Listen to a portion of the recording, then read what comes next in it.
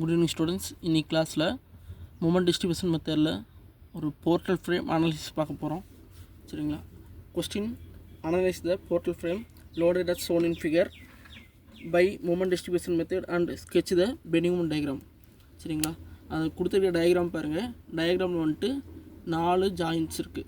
ABCD 4 joints இருக்குது. மெம்பர்ஸ்னு பார்த்தீங்கன்னா A to B ஒரு மெம்பர், B to C ஒரு மெம்பர், C to D ஒரு மெம்பர்.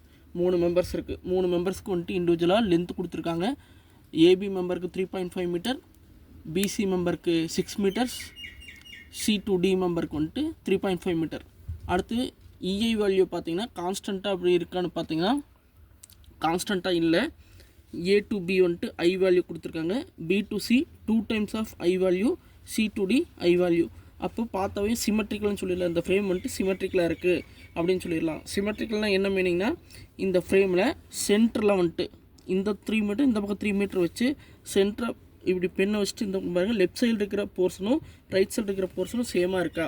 அதாவது லெஃப்ட் சைடு இருக்கிற மெம்பர்ஸ் இருக்க லென்த் ஏபின்னு ஒரு மெம்பர் இருக்குது, அதனோட டிஸ்டன்ஸ் 3.5. சி ரைட் சைடில் சிடிங்கிற மெம்பர் இருக்குது, அதனோட டிஸ்டன்ஸ் 3.5.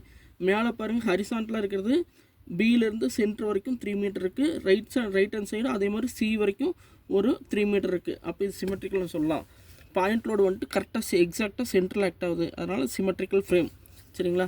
ஸ்டெப் 1 போயிடலாம். ஸ்டெப் 1 வந்துட்டு fixed moment span AB span பார்த்தீங்கன்னா ஃபிக்ஸ்ட் மூமெண்ட் வந்துட்டு வேல்யூ வராது, ஏன்னா அதில் எக்ஸ்டர்னல் லோடு எதுவுமே இல்லை. அதே மாதிரி பிஏ மெம்பரும் வந்துட்டு எக்ஸ்டர்னல் லோடு கிடையாது, அதுவும் 0 வேல்யூ தான். பிசியில் மட்டும்தான் வந்துட்டு பாயிண்ட் லோடு ஆக்ட் ஆகுது, அது வந்துட்டு சென்ட்ரல் பாயிண்ட் லோடு ஆக்ட் ஆகுது.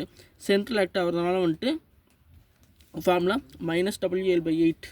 டபிள்யூங்கிற வேல்யூ வந்துட்டு லோடு 48 இன்ட்டு எல்லுங்கிறது 6 மீட்டர் டிவைடட் பை 8 போட்டிங்கன்னா -36. எம்எஃப்சிபிக்கு போடும்போது இதே வேல்யூ பாசிட்டிவில் வரும், +WL/8. 48 இன்ட்டு 6 டிவைட் பை 8 போட்டிங்கன்னா +36. ஸ்பேன் சிடி அப்படின்னு எடுத்திங்கன்னா எம்சிடி எம்எஃப்டிசி ரெண்டுக்குமே வந்துட்டு வேல்யூ கிடையாது. எக்ஸ்டர்னல் லோடு இது ஆக்ட் ஆகலை. எக்ஸ்டர்னல் லோடு ஆக்ட் ஆகிருந்துச்சுன்னா அதுக்கான ஃபார்முலா நீங்கள் அப்ளை பண்ணி சால்வ் பண்ணியிருக்கணும். அடுத்து ஸ்டெப் 2 பார்த்தீங்கன்னா டிஸ்ட்ரிபியூஷன் ஃபேக்டர். டிஸ்ட்ரிபியூஷன் ஃபேக்டர் கண்டுபிடிக்கிறதுக்கு மெயினாக நீங்கள் என்ன கன்சிடர் பண்ணால், இந்த பீமில் என்னென்ன ஜாயின்ட்ஸ் இருக்குது. ஒரு ஜாயிண்ட் அப்படின்னு நீங்கள் எப்போ கன்சிடர் பண்ணலான்னா, அந்த ஜாயிண்ட்டில் மினிமம் 2 மெம்பர்ஸாவது இருந்தால் தான் அதை ஜாயிண்ட்னு எடுத்துக்க முடியும். இப்போ பாருங்கள், ஏலேருந்து ஏ டு பின்னு ஒரு மெம்பர் இருக்குது, வேறு எங்கேயுமே மெம்பர் கிடையாது. ஏலேருந்து ஒரே ஒரு மெம்பர் பி வரைக்கும் தான் இருக்குது, அப்போ அதை ஜாயிண்ட்னு எடுத்துக்க வேண்டாம். அடுத்து பியில் பாருங்கள், பியிலேருந்து ரைட் ஹேண்ட் சைடில் சி வரைக்கும் ஒரு மெம்பர் இருக்குது, பியிலேருந்து ஏ வரைக்கும் ஒரு மெம்பர் இருக்குது. அப்போ பிங்கிறத வந்துட்டு நீங்கள் ஒரு ஜாயிண்ட்டை எடுத்துக்கலாம். சிக்கு எடுத்திங்கன்னா சியிலேருந்து பிக்கு ஒரு மெம்பர் இருக்குது, சியிலேருந்து டிக்கு ஒரு மெம்பர் வருது, அது ஒரு ஜாயிண்ட்டை எடுத்துக்கோங்க. சரிங்களா?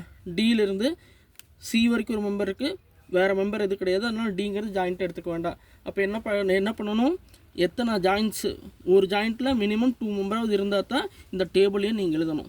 சரிங்களா? ஃபஸ்ட்டு ஜாயிண்ட் பி எழுதிக்கிறோம். பியில் வந்துட்டு 2 மெம்பர் பிங்கிறது இருந்து பி டு ஏ ஒன்று இருக்குது, பி டு சி ஒன்று இருக்குது, அந்த 2 எழுதிக்கிறோம். அடுத்து ரிலேட்டிவ் ஸ்டிஃப்னஸ் கண்டுபிடிக்கிறோம். ரிலேட்டிவ் ஸ்டிஃப்னஸ் ஃபார்முலா வந்துட்டு ஐ டிவைட் பை எல்.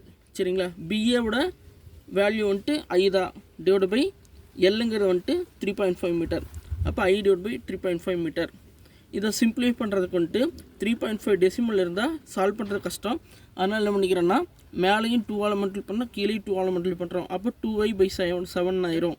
சரிங்களா? அடுத்து பிசிக்கு பாருங்கள், பிசிக்கு வந்துட்டு ஐ வேல்யூ 2i கொடுத்துருக்காங்க. அப்போ ஐங்கிற இடத்துல 2iன்னு போட்டுக்கிறோம். டிவைட் பை லென்த் வந்துட்டு 6 மீட்டர்ஸ், 2i/6. இதை சிம்பிளை பண்ணால் 2 டேபிள் அடித்தோம்னா 6 வந்துட்டு 3 டைம்ஸ் ஆயிரும், 2 வந்துட்டு 1 டைம், அப்போ வந்துட்டு i/3ன்னு வரும். அதே மாதிரி சிபி வேல்யூக்கும் சிடிக்கும் அதனோட I value divide by length value போட்டு சிம்பிளை பண்ணி கண்டுபிடிச்சிக்கிறோம். அடுத்து டோட்டல் ஸ்டிஃப்னஸ் வரும்போது இந்த பிங்கிற ஜாயிண்ட்டில் ரெண்டு மெம்பர் இருக்கா, அந்த 2ஓட ரிலேட்டிவ் ஸ்டிஃப்னஸையும் எடுத்து டோட்டல் பண்ணிக்கிறோம். 2i/7ஐயும் i/3 எடுத்து டோட்டல் பண்ணிக்கிறோம். இது 2க்கு எல்சிஎம் எடுத்தோம்னா 7க்கு 3க்கு எல்சிஎம் எடுத்தால் 21. இது வந்துட்டு 3 டைம்ஸ் மல்டிபிள் பண்ணணும், அப்போ 21 ஆகும். அப்போ மேலே வந்துட்டு 3 டைம்ஸ் மல்டிபிள் பண்ணால் 2 × 3 6 ஆகிடும், 6i. இங்கே வந்துட்டு 7ஆல் மல்டிபிள் பண்ணால் 21 ஆகும். அப்போ மேலே வந்துட்டு 7ஆல் மல்டிபிள் பண்ணால் 7i ஆகிடும். இது 2க்கு டோட்டல் பண்ணி சிம்பிளிஃபை பண்ணோம்னா 13i/21 ஆகும். சிமிலராக டோட்டல் ஸ்டிஃப்னஸ் இது கண்டுபிடிச்சிக்கிறோம். அடுத்து டிஸ்ட்ரிபியூஷன் ஃபேக்டருக்கு ஃபார்முலா வந்துட்டு relative stiffness divide by total stiffness.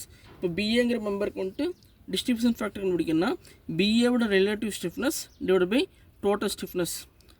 Relative ஸ்டிஃப்னஸ்னால் 2i/7 divide by total stiffness 13i/21. சரிங்களா?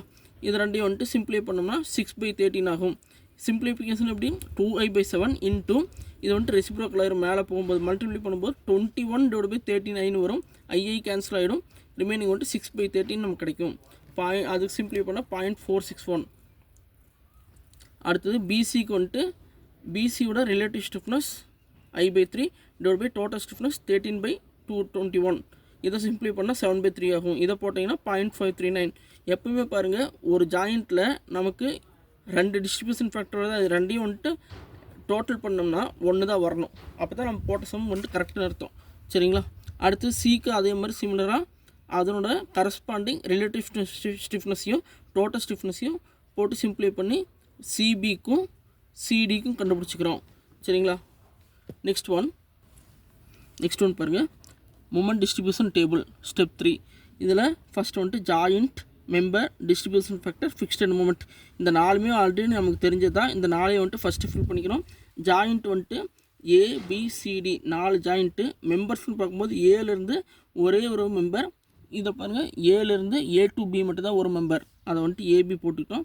அடுத்து பியிலேருந்து B to A ஒன்று இருக்குது, B to C ஒன்று இருக்குது. அப்போ வந்துட்டு B to A, B to Cன்னு எடுத்துக்கிறோம். நெக்ஸ்ட் ஒன் சிங்கிற ஜாயிண்ட்டில் எடுத்திங்கன்னா C to B, C to D, C to B, C to D எழுதிக்கிறோமா? நெக்ஸ்ட் ஒன் டிங்கிற ஜாயிண்ட்டில் வந்துட்டு ஒரே மெம்பர் D to C மட்டும் தான், D to C. சரிங்களா? இது எழுதி ஃபில் பண்ணிக்கிறீங்களா? Next one distribution factor already வந்துட்டு அந்த டேபிளேஷனில் முன்னாடி கண்டுபிடிச்சிருந்தோம். அதனோட டிஸ்ட்ரிபியூஷன் ஃபேக்டர் வேல்யூஸ் எடுத்து இங்கே ஃபில் பண்ணிக்கிறோம். அடுத்து ஃபிக்ஸ்ட் அண்ட் மொமெண்ட்டு ஸ்டெப் 1ல் கண்டுபிடிச்சிருந்தோம்.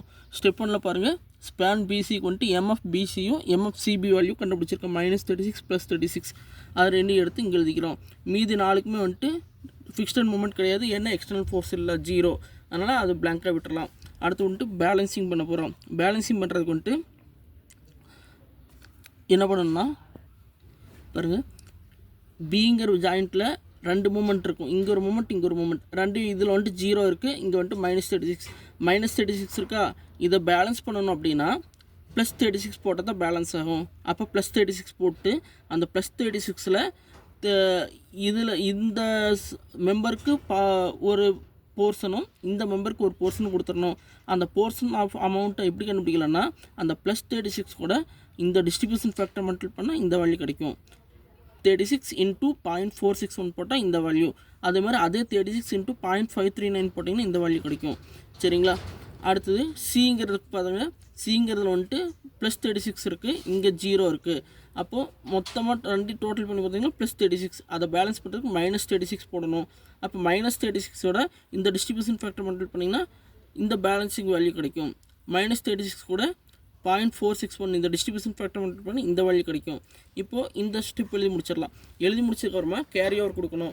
கேரி ஓவர் கொடுக்கும்போது ஒரு பாயிண்ட் ஞாபகம் வச்சுக்கணும், சைடில் ஃபிக்ஸ்டு சப்போர்ட் இருந்ததுன்னா கேரி ஓவர் கொடுக்கக்கூடாது. சரிங்களா? இதில் வந்துட்டு ஃபிக்ஸ்டு சப்போர்ட் கிடையாது. ஏவும் ஃபிக்ஸ்டு சப்போர்ட் தான், டியும் ஃபிக்ஸ்டு சப்போர்ட் தான், ஹிஞ்சட் சப்போர்ட்டே கொடுக்கல. அப்போ நீங்கள் சைடில் வந்துட்டு தாராளமாக கேரி ஓவர் பண்ணிக்கலாம். கேரி ஓவர் பண்ணும்போது எவ்வளோனா பாதி அமௌண்ட்டு கேரி ஓவர் பண்ணணும். போடும்போது 16.596 பாதினா /2 போட்டிங்கன்னா 8.298 வரும். அதே மாதிரி இங்கே இருக்கிற 19.404 பாதி அப்படின்னா இந்த /2 போட்டிங்கன்னா 9.702 வரும். அடுத்தது 19.404 இந்த பாதியை போட்டிங்கன்னா -9.702 வரும். இதே மாதிரி சிமிலராக இங்கே -16.596 இருக்குது, இதில் பாதி -8.298 வரும். இந்த மாதிரி கேரி ஓவர் பண்ணிக்கிறீங்க. கேரி ஓவர் பண்ணிவிட்டு அடுத்து திரும்ப பேலன்சிங் வரும்போது என்ன பண்ணோம், இந்த 2 மூமெண்ட் வேல்யூ வந்துட்டு சம் பண்ணிக்கிறோம். அப்போ -9.702 வரும். அதை விட்டு பேலன்ஸ் பண்ணுறதுக்கு +9.702 போட்டுக்குங்க. அதை சிம்பிளே பண்ணுறது, அதை வந்துட்டு டிஸ்ட்ரிபியூஷன் பண்ணும்போது என்ன பண்ணால் இந்த +9.702ஓட இந்த டிஸ்ட்ரிபியூஷன் ஃபேக்டர் மல்டிப்ளை பண்ணிங்கன்னா 0.461 மல்டிப்ளை பண்ணிங்கன்னா இந்த வேல்யூ கிடைக்கும். அடுத்து அதே +9.702ஓட இந்த 0.539 மல்டிப்ளை பண்ணிங்கன்னா இந்த வேல்யூ கிடைக்கும்.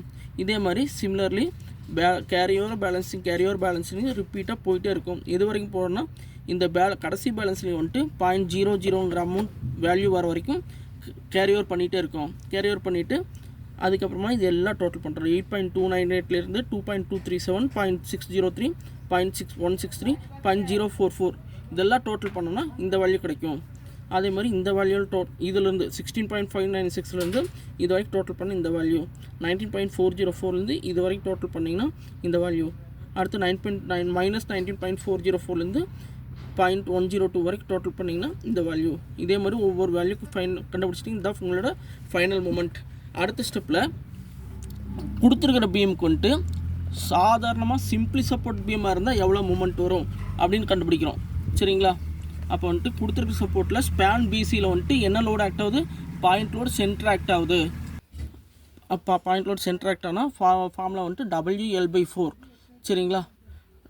பாருங்கள், டபிள்யூங்கிறது 48 × Lங்கிறது 6/4 போட்டிங்கன்னா ஸ்பேன் பிசிக்கு வந்துட்டு 72 kN வரும். இதுக்கு மட்டும்தான் பிசிக்கு மட்டும்தான் வந்துட்டு பெண்டிங் மொமெண்ட் வரும். ஏபிசிடிக்கு வந்துட்டு 0, ஏன்னா அதில் எக்ஸ்டர்னல் லோட் கிடையாது. சரிங்களா? அடுத்து ஃபைனல் ஸ்டெப். இதில் உங்களுக்கு என்ன கண்டுபிடிக்க சொல்லியிருக்காங்கன்னா பெண்டிங் மொமெண்ட் டயக்ராம் மட்டும் வரைய சொல்லியிருக்காங்க. அப்போ என்ன பண்ணுறோன்னா கொடுத்துருக்கிற ஃப்ரேம் வரைஞ்சிட்டு அதில் வந்துட்டு ஒவ்வொரு ஃபைனல் மூமெண்ட் கண்டுபிடிச்சோம் இல்லையாங்க. ஏபிக்கு வந்துட்டு ஃபைனல் மூமெண்ட் 11.345 கண்டுபிடிச்சிருப்போம். அப்போது ஏபிங்கிற இடத்துல ஏங்கிற இடத்துல 11.345 பாசிட்டிவ் வந்திருக்கா. அப்போ வந்துட்டு கிளாக் வைஸ் டைரக்ஷன் அப்ளை பண்ணிக்கிறோம். அடுத்து B2Aக்கு பாருங்கள் என்ன கண்டுபிடிச்சிருக்கோம், 22.688 கண்டுபிடிச்சிருக்கோம். இங்கே பார்த்தீங்களா ரைட் சைடு பாட்டம் பாருங்கள் 22.688 இருக்கா. இந்த வேல்யூ வந்துட்டு B2Aங்கிற இடத்துல இந்த இடத்துல கொடுத்துக்கிறோம். ப்ளஸ் இருக்கிறதுனால கிளாக் வைஸ் கொடுத்துட்டோம். அடுத்தது B2Cக்கு வேல்யூ -22.688. அந்த வேல்யூ பாருங்கள். அதே B2C மெம்பரில் வந்துட்டு மைனஸில் இருக்குது, ஆன்டி கிளாக் வைஸ் கொடுத்துட்டோம். வேல்யூ சேமாக இருக்குன்னா ஒரு டைம் மட்டும் எழுதியிருக்காங்க. அதே மாதிரி வந்துட்டு கொடுத்துருக்க கண்டுபிடிச்ச ஃபைனல் பெண்டிங் மூமெண்ட் எல்லாமே வரைஞ்சிட்டு அதுக்கப்புறம் வந்துட்டு பெண்டிங் மூமெண்ட் டயக்ராம் வரைகிறோம். பெண்டிங் மூமெண்ட் டயக்ராம் வரையும் போது ஏங்கிற இடத்துல 11.345 ஒரு மார்க். சரிங்களா? அடுத்தது பிங்கிற இடத்துல வந்துட்டு 22.688, இங்கேருந்து 22.688. சரிங்களா? இது ரெண்டையும் ஒரே சைடில் வரைஞ்சிங்கன்னா வந்துட்டு டிஃப்ரென்ஸ் பெருசாக தெரியாது. அதனால் வந்துட்டு ஒன்று ரைட் ஹேண்ட் சைடும் இன்னொன்று லெஃப்ட் ஹேண்ட் சைடு வரைஞ்சிருக்காங்க. சரிங்க? வரைஞ்சி கிராஸ் பண்ணி ஜாயின் பண்ணிட்டோம். அடுத்த மாதிரி B2Cக்கு வந்துட்டு 22.688, இதுக்கு வந்துட்டு 22.688 இப்படி ஜாயின் பண்ணி எல்லாமே கிராஸ் பண்ணிக்கோங்க. தேங்க்யூ. ஏதாவது டவுட்னா கமெண்ட் சென்ட் பண்ணுங்கள். தேங்க்யூ.